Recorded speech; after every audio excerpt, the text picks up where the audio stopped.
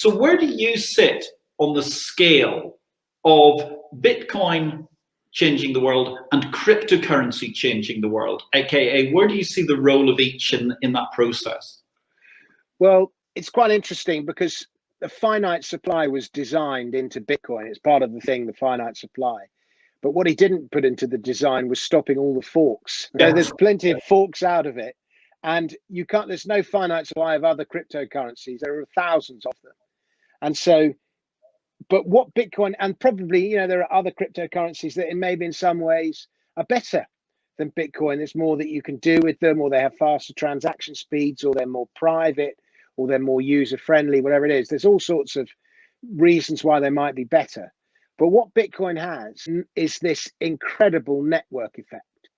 You know, it's become the sort of halfway point between fiat money and crypto. Do you think, Dominic, that central banks will stop or prevent Bitcoin or other cryptocurrencies? i.e., can it get too big that they can't take the risk or the ability to control fiat money? So I guess it is a possibility, but they should have done it years ago. But they probably just didn't see the threat that it was. It was always this sort of novelty, and nobody really had the courage to close it down, and it's grown. And to close it down now, they'd be killing such a big economy. And all they do is, never underestimate the stupidity of governments, but all they do is just drive that crypto economy into another country, when surely you want it in your country and have all the benefits. So I think it's a possibility, but I'm not as concerned about it as others are. I'm curious, what do you think of this central bank digital currency move, Dominic? So central bank digital currencies are definitely something we're moving towards, and they will elevate the power of the central bank within our society. Already central banks have tremendous power, especially since 2008 with all the money they've printed. When one body has control of money, they have tremendous power. And so the role of central banks in our lives, they're going to get more powerful within society, I think. And ordinary banks, commercial banks, will become less powerful.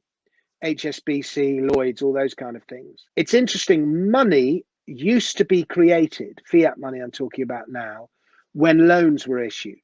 Mm-hmm. So for example, if I went to take out a mortgage on a house, I bought a house, I took out a mortgage on the house for whatever, £500,000 or something, the bank would actually create, people think that £500,000 that the bank lent me was based on its reserves. It isn't. It's based on the asset that's my house. And they would create that money against that asset. And that was how money is created. What do you think's the future there for the decentralization movement, Dominic? Well, every year or two in the crypto world, there's some buzzy new thing. And I remember when it peaked, crypto peaked in 2016, the last time Bitcoin went to $20,000. Was it 2017? I've got my years muddled up now. I'm 50 and all the years just sort of blend into one. But there was a massive amount of excitement about decentralized social media. Yep. And I was really excited about that because I could already see signs of censorship coming into Facebook and Twitter and YouTube and so on. And it just worries me, all of that. And the reason that YouTube ironically grew so big in the first place is that it was totally uncensored.